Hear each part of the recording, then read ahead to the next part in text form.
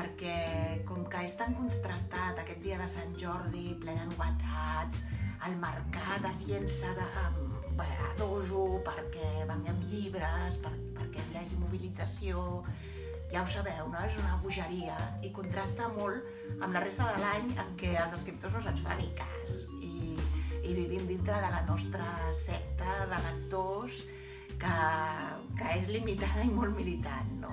Aleshores, de vegades fem broma. Que estaria bé, no? Fer un any de guaret en què no sortís cap novetat, un any de calma. Doncs bé, el coronavirus ens ha regalat aquest any de calma.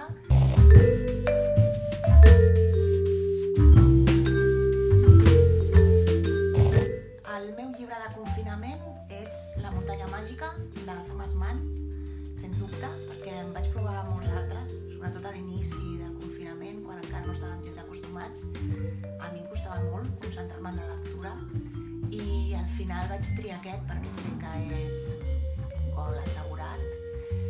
És una novel·la que m'agrada moltíssim, que és plena d'elements, no? De reflexions, uns personatges excel·lents. I a part, també em vaig adonar que, sobretot els primers dies de confinament feia fred, doncs me'n permetia llegir-lo al balcó, tapadera amb una manta, i em sentia com el Hans Castorp en aquest sanatori de tuberculosos dels Alps, sense saber què passava, perplex i adaptant-se a una nova situació.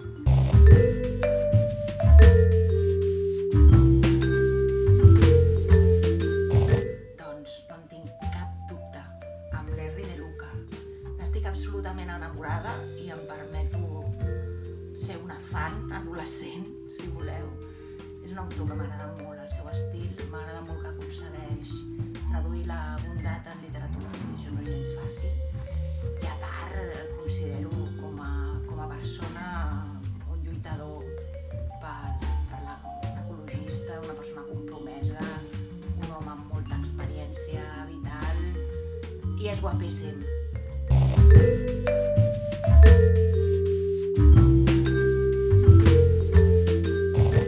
A mi aquest confinament m'ha enxampat amb l'acabament de la meva novel·la Mare, que em va deixar molt buida perquè m'hi vaig deixar molt la pell i els sentiments i molt de mi mateixa.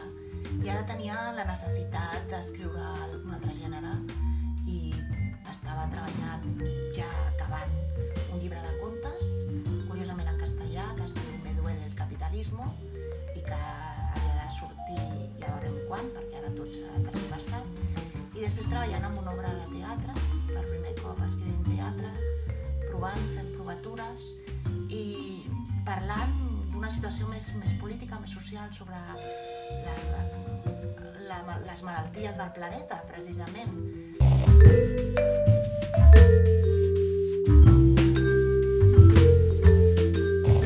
Aniré corrents a buscar Teoria general de l'oblit del José Eduardo Agualusa per regalar-li a la meva parella, perquè durant aquests dies ell s'ha estat llegint La societat dels somiadors involuntaris, també del José Eduardo Agualusa, li ha agradat moltíssim i jo tinc moltes ganes que es llegeixi aquest altre de la Teoria general de l'oblit, perquè precisament va d'una dona que es confina voluntàriament a casa seva, em sembla que recordar com 40 anys, molts anys, i per tant em sembla una lectura molt